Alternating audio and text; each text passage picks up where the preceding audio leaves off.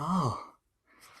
TNTM the show presents Comicast 288 with your host Pablo Gunner, and I'm here to talk nerdy to you about nerdy things. Yeah. But I'm mostly here to talk to you about this week's comic books, which were the comics that came out for Wednesday, May 31st. And for that, I am going to be reviewing them, spoiling them, not too much, except for at the end when I announce what the best book of the week is, which I call the Back and Bag of the Week, aka B-Bow. And I'll also announce the runner-up, so I'll spoil probably both of those pretty hardcore at the end. But like I said, at least minor spoilers throughout, some more than others, especially if, I don't really like them or whatever, or I think like, hey, you shouldn't bother wasting your money on them, so I'm going to save you the time and the effort and everything like that. So that's how I work. Oh yeah, my grade scale. My grade scale is buy, skim, pass with variations: strong buy, weak buy, strong skim, weak skim, pass is pass. You'll also hear me say contender, like this is a contender for Back and Bag of the Week. And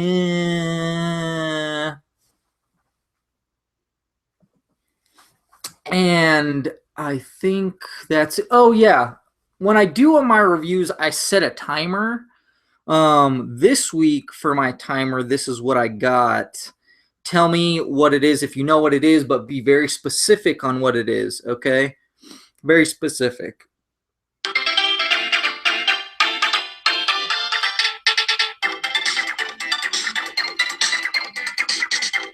So, like I said, be very specific. Very specific. Because we all probably know what that is related to, but very specific. I'll hook you up with a free digital comic. So, yeah. Oh, here's another thing. I felt like talking nerdy to you, like I said, about nerdy things. So that's what I'm going to do. So I wanted to mention that I just got Xbox Live Gold. They had a deal on my dashboard or whatever for $1 for the month. So I was like, screw it. Yeah, I'll get it for $1 because I was saving up points from Bing, my Bing points to get a month, which is like 68,000 points. And I'm like close to that. And the only reason I really wanted Xbox Live Gold is so that I could play the multiplayer for Mass Effect. That's it, not for anything else. But like I said, it was $1, so I was like, all right, screw it, I'll go ahead and get it. So I got it. And right away it showed me that Lara Croft Temple of Osiris is available for download, as well as Speedrunner. So I downloaded them both right away. If I have time, then I will stream them, and I will post them on the YouTube and stuff like that if I have the time. And then I'll give a review of it, probably on here. If not, I'll see if I can. I'll try. I want to do at least a monthly video game podcast, whether that's with Tonebone doing the 3 a.m. reviews, or with JD, or anyone else, or even if it's by myself. I want to start doing, other things. It's just finding the time. Shows, it's a little difficult right now because I'm way behind on my shows. Same thing gaming. But also there was Assassin's Creed 3. I don't know, I'm holding up 4, but 3, I can't get my fingers right.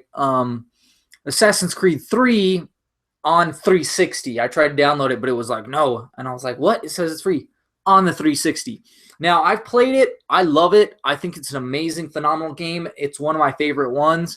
I know a lot of people hate on it. I don't know if it's a race thing or what. I had like a real spiritual connection with it just because like when you kill the animals, like you do a prayer for them and everything like that. And I just felt like really compelled to skin all the animals because they're like, oh yeah, if you just waste, which I hate wasting. Like that's one of my mantras in life.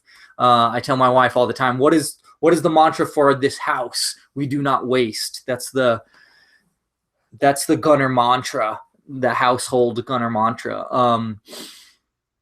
But what's the other thing? Oh yeah, so I loved it. And there's a great twist at the beginning of that game that plays out really well throughout the whole story. It takes a long time to get there, but and then just like having your homestead and stuff, all like that. But I will say it's kind of a short game. Like I played as much as I could of the extra stuff, did as much as I could. I beat it like really quick and turned it in. So I'm not gonna lie. So I think I want to say I gave it like a week buy because I bought it and then turned it back in. So, you know, it's like if you can get it on the cheap, which what's better than free? You know, there really isn't anything better than free. Yeah, so definitely get that. I feel like there should be another game for Xbox 360, but I didn't notice any. And that's only for these 2 weeks. So make sure you get it within this time, all those games. And you know, I'll see if I heard that there's I'll do the research for the PlayStation games and put them on the next podcast. I should have done that for this one, but I'm a slacker, and I didn't do it. So, anyways, I've been playing a lot of the reason I got onto Xbox Live is to play Mass Effect, which I'm still really loving. I did find my first glitch though, and I did record it, but the way their posting works, it's weird. So I don't know. I want to post it to show everybody like, hey, this is my first glitch, you know, and it's this many hours into the game. I want to say I'm like maybe 20 hours into the game, maybe more, like 30 hours. I'm not sure. And this is my first glitch. Now it is one of those glitches though where I could not see like the bottom half of the screen. So it was like if it was stuck like that, I would have been like, this was a game-ending glitch for me.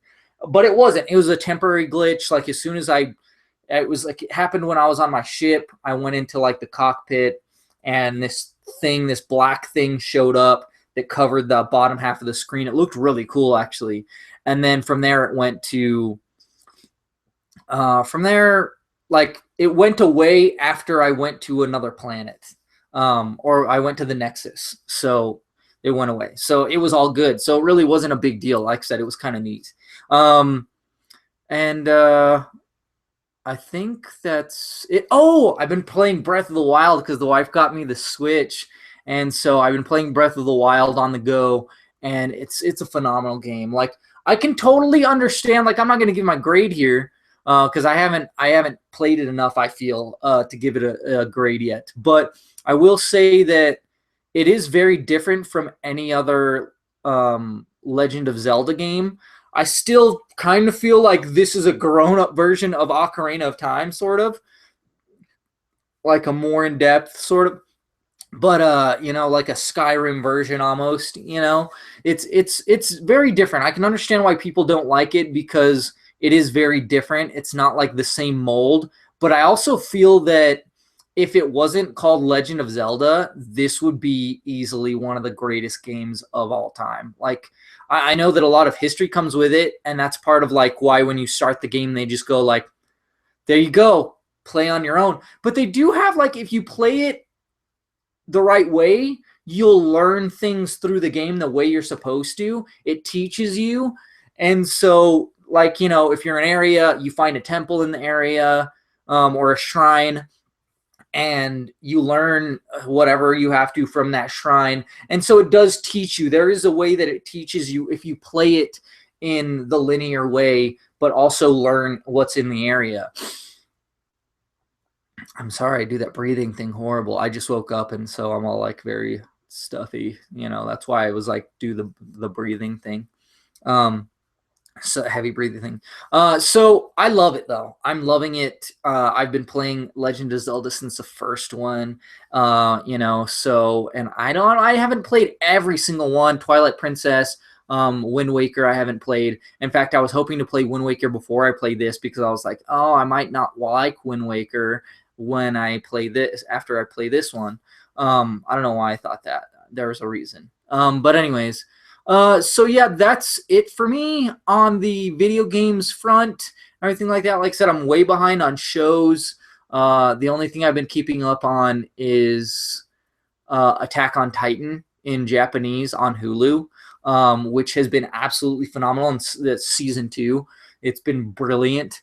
I've been loving it. Me and my wife watch it like every week. It like I said, it's better than the manga, but I love the manga because it's going farther than the show, and because it's been like 4 years since the first season, so I had to do something to bide me over, and that's what the manga was.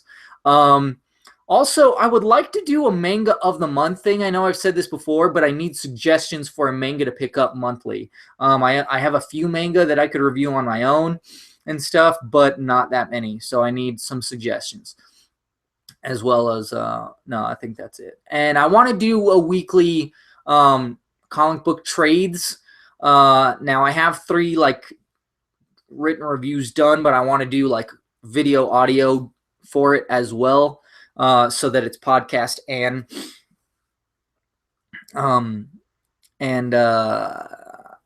podcast and what's the other thing I'm thinking of? Video. I'm an idiot. Anyways, yeah, so I think it's time to go ahead and get this started for comics, huh? Let's do this. All right, I'm going to start with Teen Titans Special number 1. The Lazarus Contract finale. I'll just go ahead and start it. This is long, though, so I'm going to give it 2 minutes. Alrighty, so this has, this kid, and there's these people, and they're talking to him. They're like, yeah, we're going to make you a superhero. We're going to give you powers like your favorite hero, Deathstroke, and he's all excited and stuff. Oh, yeah, here it is. We have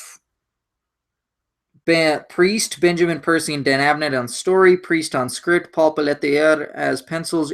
Andrew Hennessy on inks. Adriano Lucas on colors. So, yeah, and then Deathstroke shows up, and he's like, hey, you're my son and stuff. And he's like, you don't need to do this. And he's like, but I love doing this. I've built myself up to be just like you. And he's like, quit being stupid. You're going to get yourself killed doing this.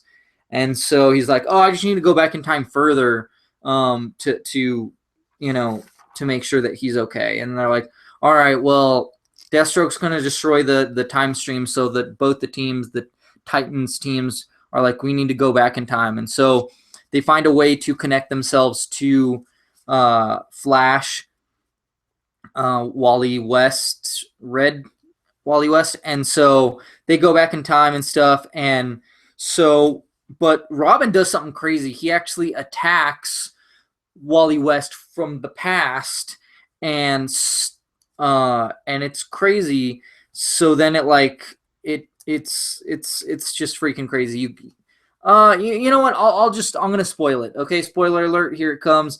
He stops his heart so that it ruins the timeline, and so that Deathstroke like loses his powers and everything like that, and everything gets kind of fixed and everything like that.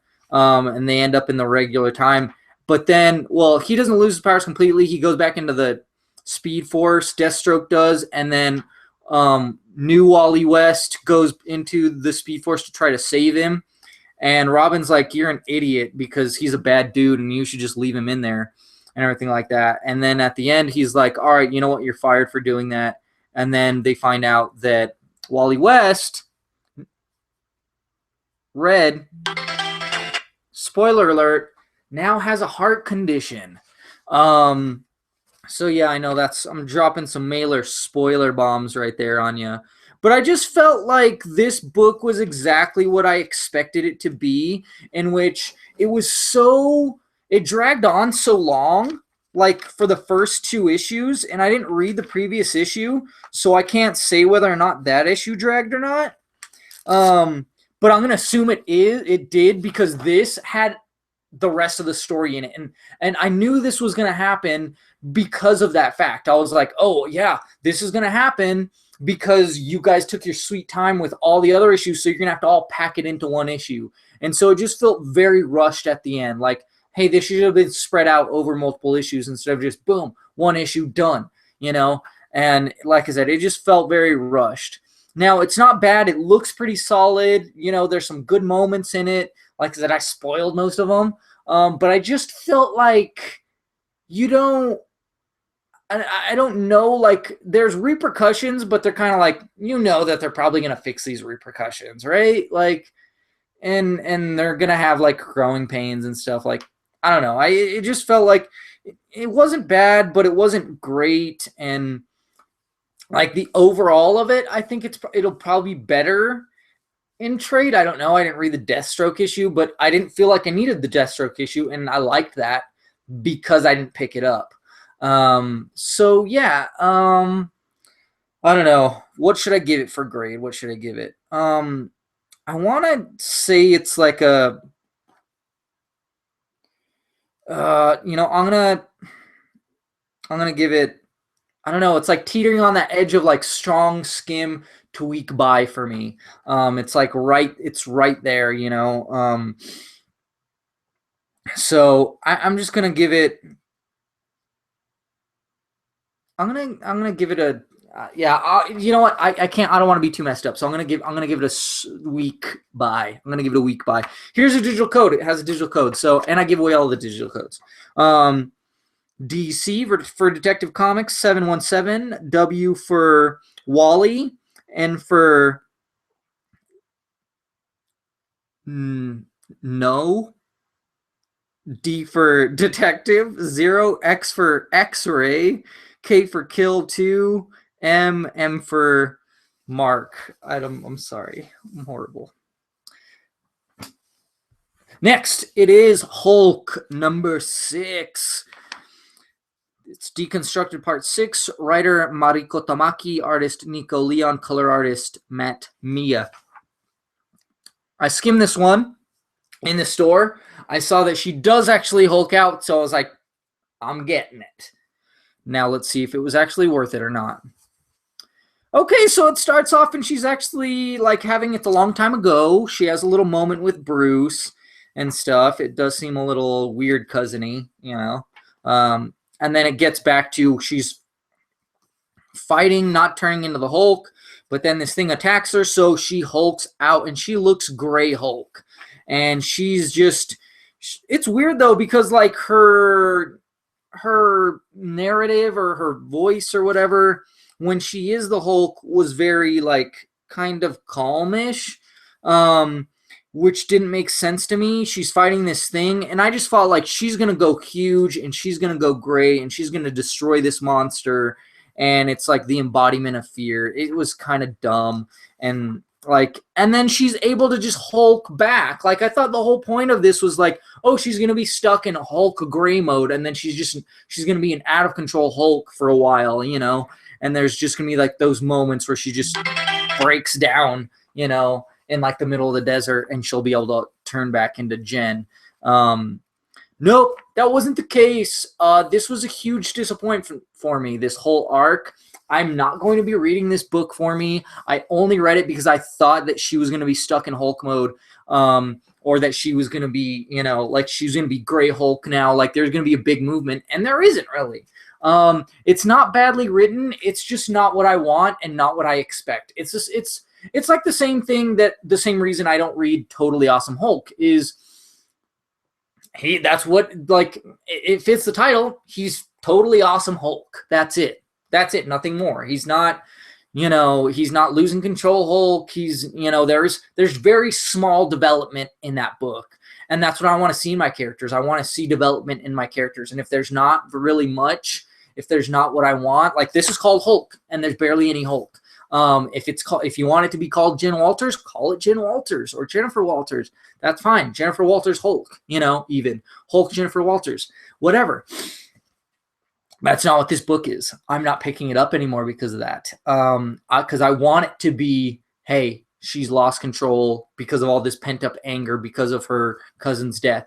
And I thought, like, hey, now there is no Hulk in there. There is no Hulk in the universe where it's like loses control Hulk, like what is the point of reading a Hulk book then? That's the whole friggin' point, for me. Like that's why I read Hulk, It's our inner demons of us losing control of our anger, and so we want to, see that. And not getting it. It's a drop for me. It was never really an ad entirely. I've just been picking it up, waiting to see if she hulks out and see how it turns out, and it was a huge disappointment for me. So that being said, I cannot, like I said, it in fact, there's parts where the art looks really good and parts where the art's inconsistent. That's another thing. So I wish I wouldn't have spent any money on this arc. To me, it was a giant waste of money. At the same time, like I said, I don't think it was horrible. It's just not for me. So this one's hard to grade because, like I said, it wasn't horrible. It doesn't look bad. It doesn't read bad, but it's just not what I want out of this book, out of this title, or a Hulk title. So I kind of feel like it's a pass for me. Same thing for like the last book, but it's not horrible. So I would say do the same thing that I did. Skim it, see what you think. But then again, I skimmed it and I still didn't like it. So like I said, personally for me, I would pass on the whole thing altogether. But this issue was not bad, but it wasn't great. And so I would give it like maybe a skim. Oh, yeah. It has a digital code. If someone wants to read it, tell me what, you might have a different opinion. F for Familia, Z for Zorro, M for Marcos 2, L for Lupita 244, N for Novela, K for Kilo, D for Diego, E for Eleuterio. All right, so now it's on to Gamora number 5. It's the last issue of this arc or whatever it is. Nicole Perlman is a writer. Marco Cecchetto is the artist. Andres Mosa is color artist. And so, yeah, it picks up exactly where it left off. This girl, she's like falling to her death, and she has to make the choice to like save her or not.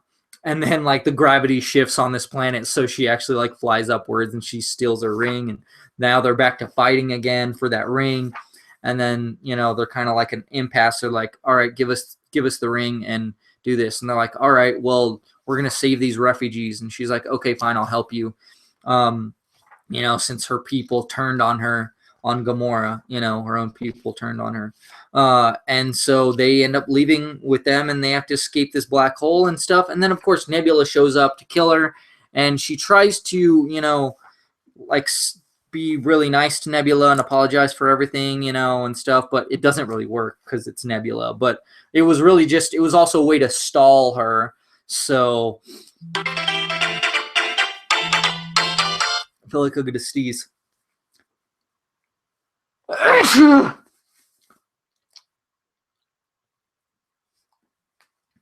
All right. What am I? Okay.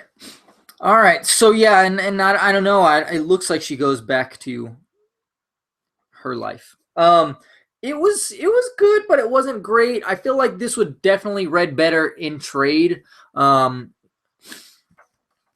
It's a pretty good character profile on Gamora, or like not character profile, kind of, but like more so like her growth as a character. And there was growth in this, and that's what I want to see for my characters. And so it was pretty solid. It was pretty chaotic, but in a good way. I feel like mostly due to the art, but I love this artist. He's phenomenal, and so did a really good job.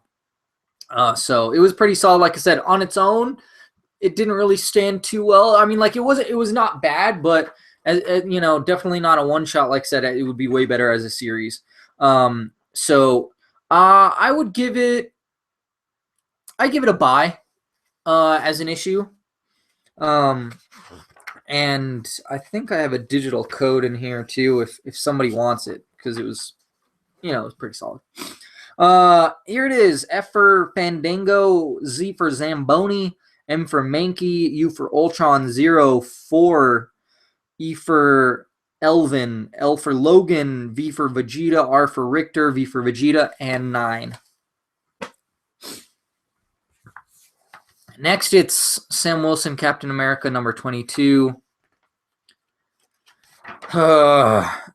Nick Spencer is the writer. Sean Exoxy is the artist. And Nolan Woodard is the color artist. I was not looking forward to reading this because of the artist, because I was like, oh, I've seen him on Thunderbolts and his style does not work. And then I opened it up and read the thing, and I was like, wow, this guy really is doing a phenomenal job in this issue. So yeah, the art is really well done. Sam Wilson is there. Mostly it's kind of like a recap. They're just like, oh yeah, all this bad stuff happened because Captain America went bad and he's disappeared. You know, Sam Wilson disappeared right when things went to crap and stuff, so he didn't really help. And then so he kind of comes back and stuff. It's very funny though, because they make it very like, oh yeah, very relatable to like all the stupid crap that Trump has been doing and how people just brush it off. And then he uses like a trash can lid to protect this inhuman girl and her mom. And stuff. It was kind of funny. And then he gets back with his old crew and stuff. And they're like, all right, we're going to help people run away because they're putting, X-Men in camps and Inhumans in camps and, all kinds of stuff like that. He partners up with Ant-Man and stuff. It was a decent issue, but here's my biggest problem. And it was very like, boo-hoo, oh, I got my butt kicked, and so I'm going to run away, and I don't want to be involved in this fight, and I'm just going to give up with my tail behind my legs and run. And it's like he didn't even fight. He just was like, oh, stuff went bad, and we already lost. There's like, and I'm like, sorry, but that's not what I want from any Captain America. Like, whether he's Sam Wilson, Steve Rogers from the Ultimate Universe, or Steve Rogers from the 616 or whatever, okay? And so I don't care who it is. I don't care if it's Bucky. That's not what I want to hear is, oh, woe is me, I quit, I give up. No, that's not Captain America to me, and I don't care what iteration, okay? And so that's what bugged me the most about this book is his mentality. If it was like, I'm going to help all these refugees, and then I'm going to take the fight to Steve, and I'm going to shove it in his face. I'm going to take back the shield, and I'm going to put him down. I'm going to stop this. That would be a whole different situation. That's not the situation. So this issue really, really bugged me on that part because that's what I want from my captain, a guy who never gives up. And I know we all feel down and everything like that. That's fine, but you should still be like, I'm going to go kick his butt, So anyways, it looks good. It's not bad, but that really put a hamper on things for me. I really kind of feel like you could probably skip this issue, and even for me, like I could have skipped this issue and just picked up the next one. I kind of wish I would just ignore all of this Secret Empire stuff altogether, but I really like the Sam Wilson character and series and book. So I was like, screw it, I've been getting it anyways. So it's a weak buy. That's what I'm giving it because it looks good, but like I said, I just don't like the writing. And that's been, this same writer's been doing this whole series, and he's been doing, honestly, a bad job of it because people don't like it. They don't like it. Here's digital code for this one. F for Familia, Z for Zero, Zorro, and for Marcos 2-3, I for Inigo, or Ignacio, E for Eleuterio 6-2, H for Hotel, Q for Quintana, and T for Tomas.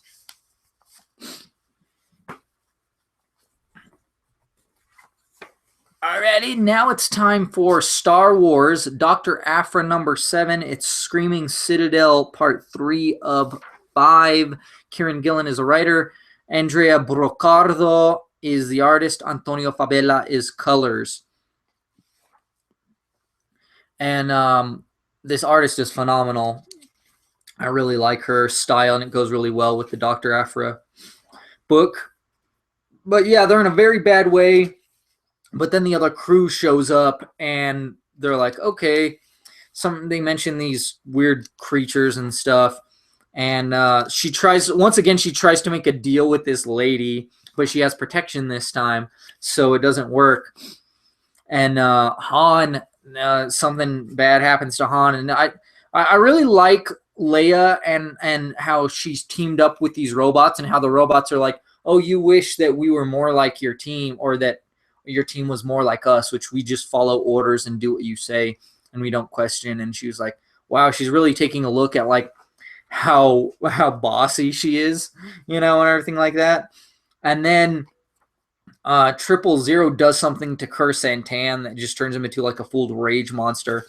And then it just kind of ends there on that cliffhanger.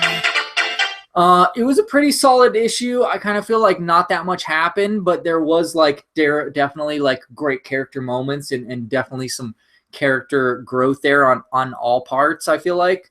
Where Luke is so pure. He just always sees the good in people. Like he refuses to believe that Dr. Aphra is as bad as she is. And he's like, you're just like Han. I'm going to turn you over just the way I did with Han. Han was just like you, and he didn't want to be part of the fight, and he didn't want to do this and that. And so it worked out really well. So I liked it. It was fun. The art, doesn't look like picture perfect like the characters, but it's still pretty close. And I like this style of art, and I hope this artist stays on this book, because I'll keep on getting it if she does. So yeah, I will give this one a buy. It was really enjoyable, but like I said, there not a lot happened. Here's the digital code: N for Nova, T for Tome, B for Bravo, N for Nova, H for Hotel 7765, H for Hotel 52. And it's time for a commercial break. I'm going to be I'm going to have a word from one of our sponsors, Age of Comics.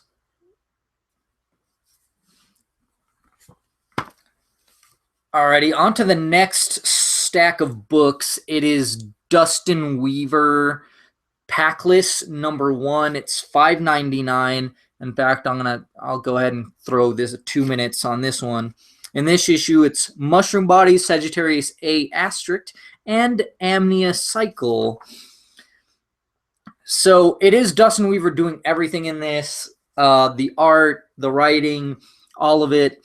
So it's this really weird story where it's this dude and he's talking about bugs, and he's like running in this hallway, and then he's like, oh, I'm a bug and people are bugs and stuff like that. And then like he's sitting on the couch with a bug, and then like his face turns, like the bottom half of his face turns into a bug, and then like his fiance or whatever, like she's straight up naked, but her lower half is a bug, and then he has a lower half of a bug too. It's really weird. And then he's talking to a psychiatrist, and then there's like, they go to a party and stuff, and he's like talking about how like, oh, this is how you traverse a party, and he loses her, and he like kind of freaks out, and then she introduces him. Like, it's just so weird. It's so freaking freaky. And there's just like all these bugs and stuff. It's just so weird. And it didn't really entirely make sense. Then it goes to this other story that's black and white, and there's this dude, and it's about space, and he's like talking about how his dad had like a robot body, but he died, and so he's gonna go find out like how he died or why he died. Like, he's gonna go back to Earth, but he's been in the military and stuff, like the space military. And then it goes to this other story with this other lady, and it seems like she's also like in this space resistance or like space military as well. And then she finds this person that like just like came from like an egg sort of, or egg shape or embryo, I don't know, and then just came out, and she's like, oh, I'm Amnia and stuff, and I'm looking for my ship, and hey, help me find it and stuff. And then she takes it back to her like main base or whatever, fleet, and they're like, oh, this lady could be a spy, and she's controlling you with her mind powers, and she's like, I need to help her and stuff, and they run off. And then she also has had a relationship, the lady that found her, with the dude that runs the ship, and so he has his personal feelings about her, and he's like, no, I'm pissed off at her for breaking up with me and stuff. And so anyway, she chases her because she runs away, and she goes to help her find this place, and then they end up actually finding some remnant. It's interesting. They're all very weird, and I was all very like the whole time like, what WTF? Like, what the hell is going on? I'm so confused. This is so weird. This is so crazy. And I'm like, this is what happens when you let an artist just do whatever he wants, is you come up with some crazy stuff that is just mind-blowing visually and mentally. And you're just like, what the hell is this? And I was like, this is stupid. Like, not stupid, but I was just like, this is just so weird. I can't make sense of it. Well, then the last part actually has Dustin Weaver and explains each story. And I kind of feel like, well, if you have to explain your stories, they're not that, you didn't do that good of a job. But once he explained it, I was like, oh, that makes sense. Yeah, that's really cool. And that does make sense. I like that. That's freaking awesome. So he explained each story, and really it kind of felt like each story made more sense as it went on, just reading them. So it turned like, if you read that last part, I was like, wow, this makes a lot of sense. And there's going to be, I think it's going to continue in chapters, like that, a little bit for each one.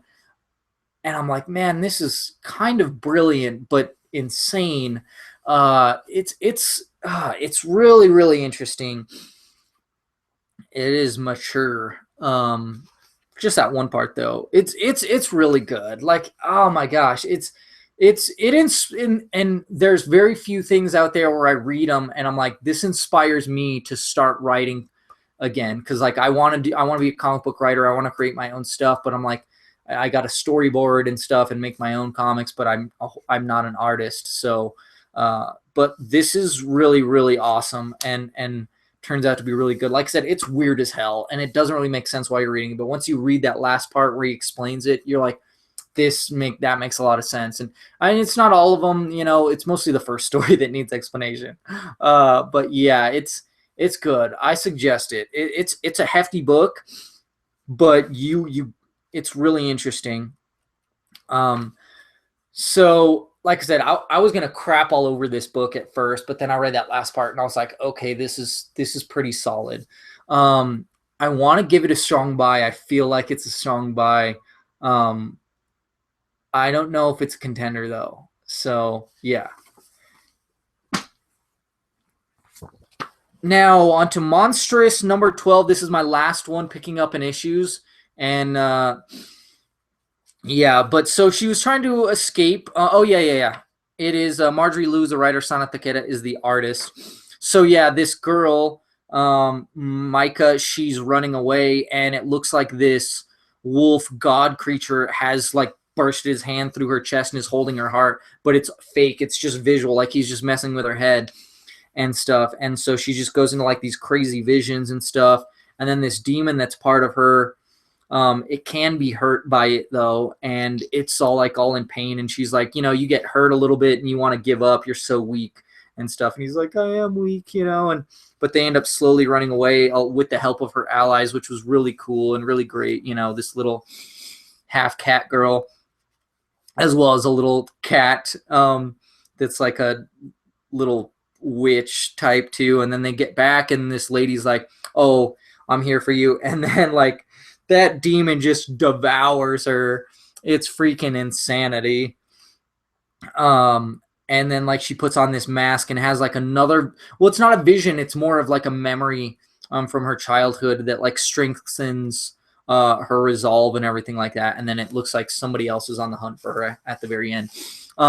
And it says Monstrous returns this fall. So this is, if you've been following it in issues, this is the perfect time to switch to trade if you want. I'm switching to trade now. This, like I said, this is the last issue I'm getting. I'm switching to trade from here on out, and going to try to do, written reviews, every type of review for graphic novels, especially this, because this is so freaking amazing. It's a strong buy. Like I said, once again, it's really tough though, because I know it would be better in trade, and it's hard in issues, so I can't give it a contender necessarily, but I still know it's a strong buy because it's absolutely gorgeous and stunning and just freaking brilliant and magnificent. So yeah.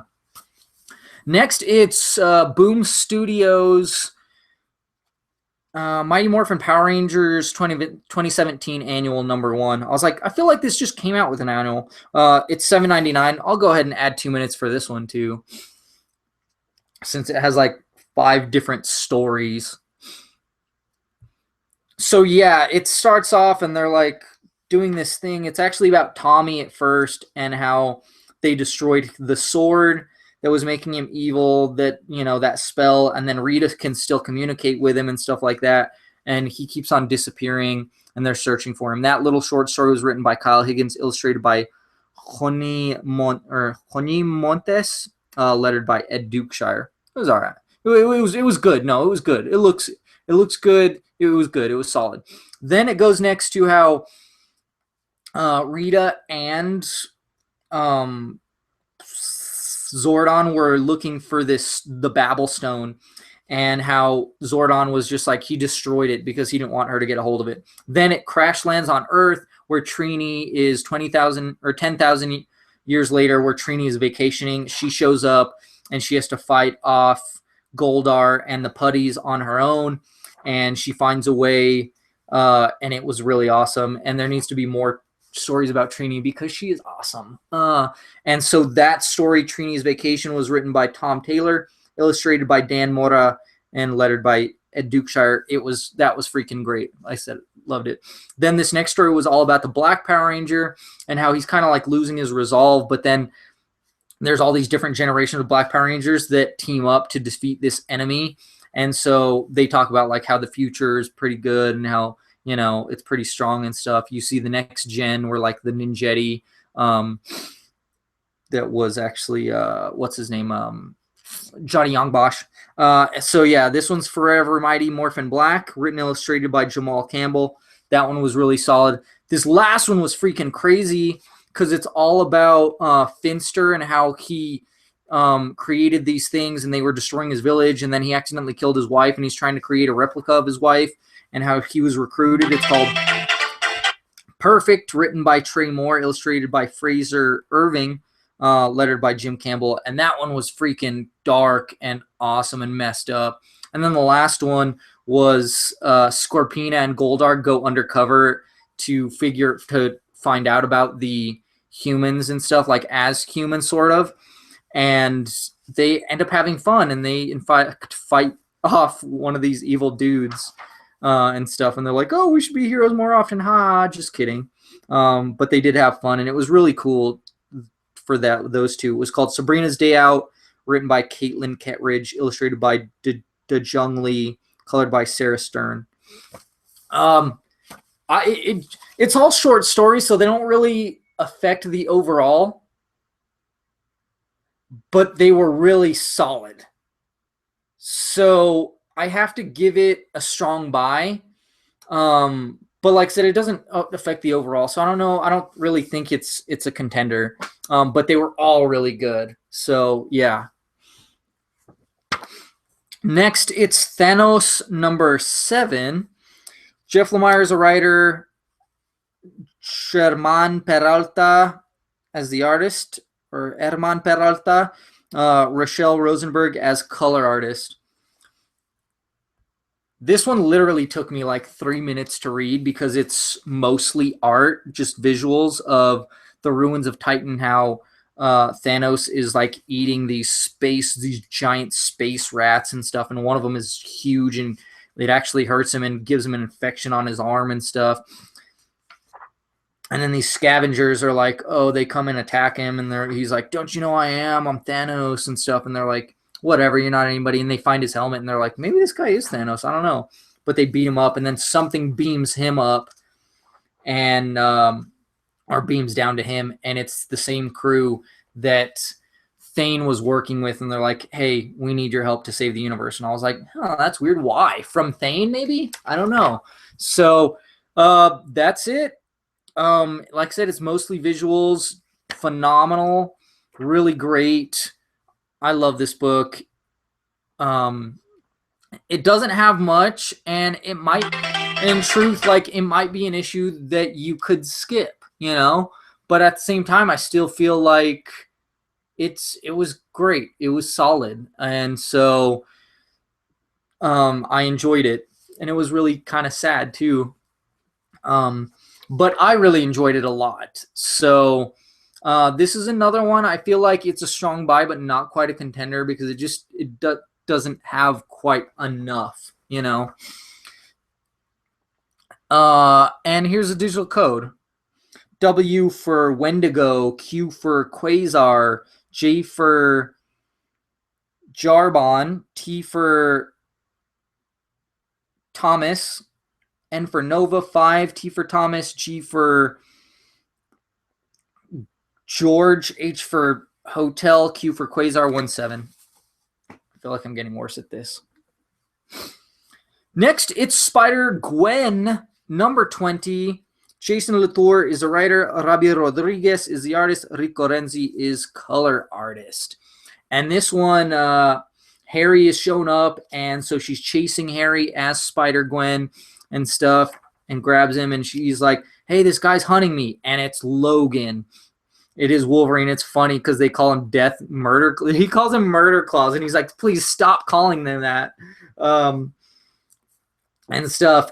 And then the ninjas come to help, and they attack Logan and stuff. And then you get a little backstory of Logan, how he, Weapon X and stuff, and S.H.I.E.L.D., everything like that. Then this other girl shows up, and she has like Wolverine claws, but they're weird. And she goes by Shadowcat, and she's an agent of S.H.I.E.L.D., and she's pretty awesome. And then there's like an interaction between Murdoch and his partner, Foggy, and stuff. And then this other girl who is like, she's like the female version of Eddie Brock that created Venom and stuff. And it really seems like she wants Venom for herself. And at the end, Gwen takes a roll of the die. She rolls the dice, yeah, it's a great issue. This one is a strong buy. This one is a contender. It was a lot of fun. This has been, I feel like it's been building up to this, and it was a great issue with all the characters showing up, and it was like, no way, awesome. Like it just kept on getting better and better. It's great. I love this. I love the art style. It's just absolutely phenomenal. Like I said, strong buy contender. Here's a digital code. G for Guillermo, 8, T for Tomas, N for Novela, W for Huerita, G for Guillermo, T for Tomas, I for Ignacio, S for Senor, 3, Y for Yucca, 7. Alrighty, on to the Flash, number 23. They got that one picked up pretty quick. I believe it's the same creative team. Joshua Williamson as the writer, Carmine Di Giandomenico as the artist, and then FCO Plasencia, I want to say, is the colorist. And so they actually throw a party for, like, he's talking about it's weird, like, okay, so they're the 25th century, how about Flash and Reverse Flash are best friends, and then he's, like, checking over the corpse, there he is, of this Eobard Thawne. And then he leaves, he goes, and they have to throw a surprise birthday party for him. Iris does, and all his friends, all his co-workers, everything like that. He has a vision that the Reverse Flash kills everyone, but that doesn't actually happen. Then his buddy shows up, Hal Jordan. Somebody shows up that like can make multiples of himself, and he's all obsessed with this lady, so they protect her and they team up. It's really cool, really fun. I love this artist. He works so great with Flash, and then the ending is crazy. So yeah, it's this is great jumping on point, great beginning of a new arc. It gets you caught up on what's been going on in the past. So I definitely suggest that it's a strong buy and a contender. Now, Cable number 1. We have whatever. I can't find the credits, so screw it. So it starts off in the West. In fact, if you've read the preview, you already know what happens. He shows up, some people are dead, and it's because they have future tech and stuff. They attack him. Oh yeah, here's the creative team. James Robinson is a writer, Carlos Pacheco is penciler, Jay Bowen and Anthony Gambino as graphic designers. I don't know. Rafael Fontaris is the inker. Jesus Abortov is the colorist. So yeah, of course, he defeats those guys. He gets information like, hey, who gave you these weapons? Where did they come from? Everything like that. So then he travels through time. He ends up in Japan, how they have like these flame swords. He shows up and he attacks these guys. Well, it turns out like they have like a clan full of people attack him. And he gets wrecked. Like, spoiler alert, like they shoot him with some arrows and they slice his freaking cybernetic arm off. It's freaking insane, and he's just lying there like I don't think he's dead, but he's lying there looking like he's dead. It's freaking crazy. It was awesome. It looks great. The art fits really well with Cable. Everything works really well. I liked it a lot. I'm sold. Strong buy, contender. You know, I'll wait for issue 2 to see if it's an ad, but I feel like it already is. But anyways, here's a digital code. F for Famicom, C for Camera, M for Mankey, 7, W for Wesker, A for Alvin, 8, 5, S for Saiyan, 8, 1. On to Generation X, number 2. Writer is Christina Strain, artist Amilcar Pina, colorists Felipe Sobiero with J. David Ramos and Chris Sotomayor. I didn't really notice too much of a fluctuation in the colors, so that's good.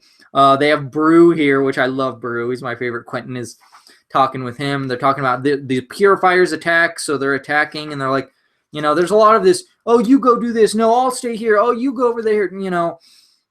But yeah, then Quentin Quire shows up to mess up these Puritans and stuff, which was pretty awesome. He's about to make them kill each other. And they're like, we don't do that and stuff. But one of them, there's like some humans that got roped in there too, inside. And one of them got away and is attacking the people inside and stuff. And you see how they manage in there with that team. And you see some more people like Nature Girl and then some other characters. I just love how they're introducing these characters and their powers. They're not like saying, hey, these are my powers, you know, blah, blah, blah. They're like showing it instead. And I really, really like this, how they're like, hey, if you want to be an X-Men, you can be an X-Men. But if you want to just live a normal life, we're going to teach you how to do that too. Or we're going to teach you how to be just successful people, period. So it's really, really great. I am loving this book more and more. This book is definitely an ad. It's definitely a strong buy. The art is odd. It might be a little off-putting to some. I will say it is kind of, but it goes with the title and with the characters and just the way that it is. It's a little weird. It's a little odd, you know, but it's interesting. And like I said, I'm loving it. I think it's so great right now. So yeah, I give it a strong buy. And I give it a contender. And here's the digital code for it. F for Familia, Z for Zorro, M for Marcos, 9, T for Tomas, 8, J for Juanito, J for Guillermo, C for Carlos, 0, M for Marcos, 2. Alrighty, now it's Moon Knight, number 14. Death and Birth, part 5 of 5. Chef Lemire is the writer. Greg Smallwood is the artist. Color artist Jordi Belair. And so he's out in the desert. You know, he finds the, you know, Khonshu temple or whatever. You see how he like gets that, and then it's just, I just love it. It's trippy and stuff, and it's crazy. And like he really breaks through the illusion of this and is like, nope, I'm taking on Khonshu, and he used all of his personalities to fight and to win and to destroy this thing and like make himself complete.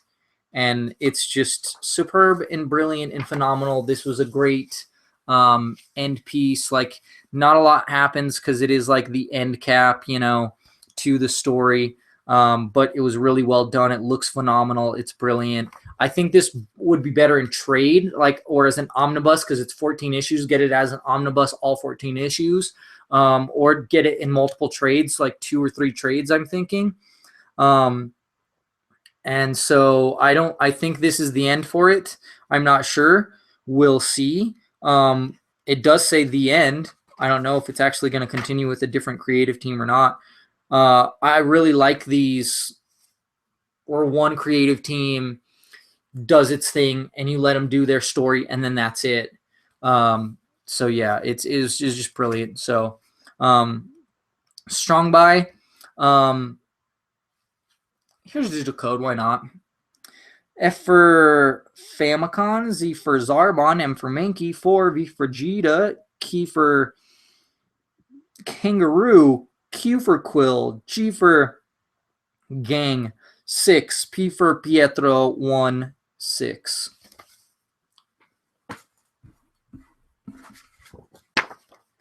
Last book, it's Past Lives, number 24, or Old Man Logan, number 24.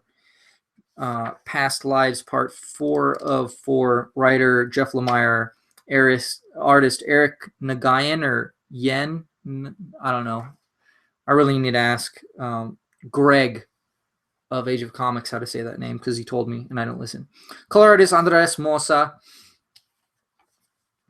So he is back in the timeline. He's in the timeline of Old Man Logan, and he's there laying with his wife and stuff, and he's just enjoying life and just doing the day-to-day activities, you know, fixing the combine, you know, working the farm and stuff, spending time with the fam, you know, and then they're like, oh, something's wrong with you know, Logan's body. Well, the X-Men show up. Iceman shows up. Jean Grey shows up. I will say, though, that Iceman and Jean Grey, they look way too, like, grown up, or like way too, they just, because they're supposed to be like teens, and they don't look like they're any teens. They look like they're in their 20s, you know, and they're just like way too big. Like their proportions are way off. That's what I was thinking. So Logan realizes that, like, you know, there's the hillbilly Hulks, and they come and they beat him up, that he can't. He's like, I'm going to kill him right now and stop this from happening. And he can't. He's like, that's my curse, is I'm going to have to live through their death all over again and stuff. And then his daughter fixes the amulet, and so he uses the amulet to return to the present and stuff. And they're like, so he's just like, you know, I've been carrying this pain along with me, and I need to start living in this timeline. You know, that's the past, that's a different thing, and this is this. And at the end, it even has, you know, like a dedicated to Mark Millar and Steve McNiven, with gratitude and respect to JL, which I believe is Jeff Lemire. So it's great. It is supposed to continue to issue 25, but with a brand new creative team of Ed Brisson and Mike Deodato Jr., which he's a magnificent artist. And so I'll probably check that out and see how that goes. This was really great. 24 with, like, not just one creative team, but at least one writer. And that's fine with me. You have one solid writer that goes all the way through, because it was like kind of broken down in chunks. Like it was Andre Sorrentino for the most part at first. But then, like, there was a tonal change in the stories. And that's the thing, is when it changes by story, that works just fine with the artist change. So anyways, this one, strong buy. Contender, for sure. Great moments. Here's your digital code. F for Familia, C for Carlos, M for Marcos, D for Diego, P for Pablito, R for Rigoberto, H for Humberto, F for Francavilla, E for Eleuterio, 724. All right, it's time. It's Bebow time. It's time for that Bebow time. Not a lot of contenders this time around again. Well, okay, actually, there's a decent amount. You got Old Man Logan, Moon Knight, Generation X, Cable, Flash, Spider-Gwen. All right. Oh, man. So it's I don't know. It's weird. You know what? I'm gonna go with this is a toughie. This is a toughie for me. Yeah.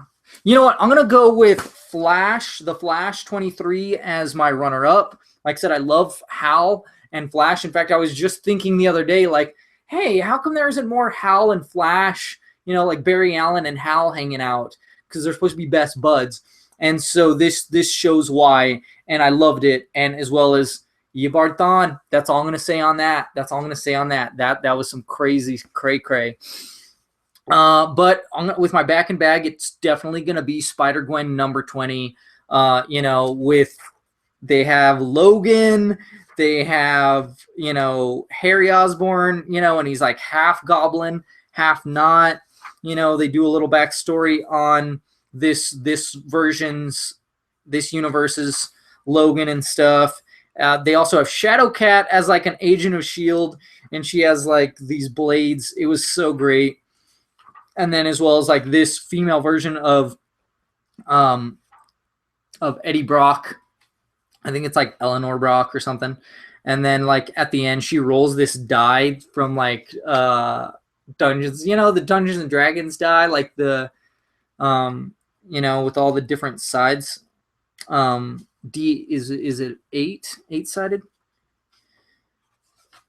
or six? Anyways, yeah. So that was just freaking phenomenal. Like just so many great moments right there. But I totally have to give a shout out to that pack list. Was so freaking mind blowing. It was so freaking great, as well as all the annuals and monstrous and everything. Great, you know, stuff. So yeah, that's it for me right now. Hopefully I will get my amigo back next week. I'm actually keeping an eye out on the Facebook Marketplace, and I'm going to start checking Craigslist too for recliners, so we can get 2 recliners in here. I kind of want to get like a really classy recliner, like a, you know, that looks, I don't know, really classy. I don't know. But so that we can start doing the Comicast in here, the both of us, instead of doing it out in my living room. I know the sound is better in here too, and just the space is better, except I'll have to clean. There's comics all over the floor. So I'm gonna, in fact, my room is my nerd cave looks like the ambassador's room with all these comics all over the floor. But anyways, yeah, so yeah, I put out a new video that's on the website, not on the YouTube, which is the I'm Right, You're Wrong hentai versus real porn, where Tonebone says that hentai is better than real porn. I say why I'm wrong, and I think it turned out to be a solid video. And then we got opinions from people at the con, and so I threw those in. I think it turned out. Check it out. See how it is. You have to go to the website for it. Not on the YouTube yet. It's on my personal YouTube, but not on the Talk Nerdy to Me YouTube and stuff. And we're also going to be doing music reviews. It's just going to be called Talk Music to Me, where we're just going to be talking about an album or actually not just albums. We might talk about singles or a song or a music video. It's just, we're going to be talking about music in various ways. I did a review of Avenged Sevenfold's The Stage, and then Mason and his buddies, I want to say Dustin, and there was another guy. His name is somewhat, I want to say Garth, but it's not Garth. I know it's not Garth. But anyways, yeah, so, and they did oh gosh, I don't know. I don't remember the name of the band. I want to say The Killers, but I don't think that's right, but it might be right. But anyway, we're going to try to do a lot of them and then release them, you know, like weekly or monthly. I'm only going to do them like monthly personally. I'm not going to do them every week. That's too much for me to do. But like I said, they might do it weekly, but it's going to take time. We're going to record a lot of them first and then put them out. Kind of what I want to do with the written reviews, or not written reviews, but the trade of the week, which is get a lot of them pre-recorded, pre-done, and then start putting them out every week, so that I have time, you know, to read one like every 2 weeks and then do the stuff for it or something like that. So anyways, hope you enjoyed. Remember, you can check all of our stuff at Talk Nerdy to Me, TNTM the Show. That's our website. It's our Facebook, our Instagram, our Twitter, our Tumblr, our everything. You know, follow Tumblr for all the cosplayers. You know, follow Twitter for, well, that's everything ends up on Twitter. All of our stuff ends up on Twitter. Yeah, that's a lot of stuff right there. And you know, on Facebook is different too. I post a lot of videos on Facebook. gifts and stuff like that. But yeah, so it's all TNTM the show. Talk nerdy to me. I'll keep talking nerdy to you. But always remember to keep your ohos hungry for comics.